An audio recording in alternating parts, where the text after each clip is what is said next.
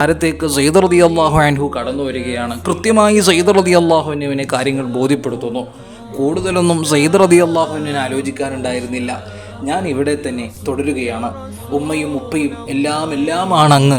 നബിയെ സ്വല്ലല്ലാഹു അലൈഹി വസല്ലം ഹബീബിനോട് പറയാണ്, എൻ്റെ ഉമ്മയും ഉപ്പയും എല്ലാം അങ്ങാണ് എന്ന്. എല്ലാവർക്കും ഒരു അത്ഭുതം.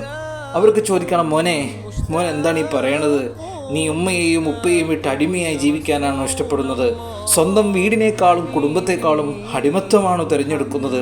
ഇതെന്തൊരു പുതുമ! എല്ലാവർക്കും ഒരു അത്ഭുതം. അതേ ഉപ്പ, ഈ വ്യക്തിത്വത്തെ ഉപേക്ഷിച്ച് ഞാൻ എവിടേക്കും വരില്ല.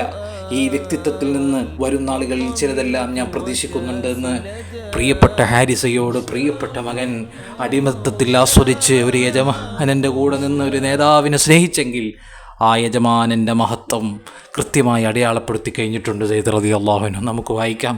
അസ്സലാത്തു വസ്സലാമു അലൈക യാ സയ്യിദി യാ റസൂലല്ലാഹ്.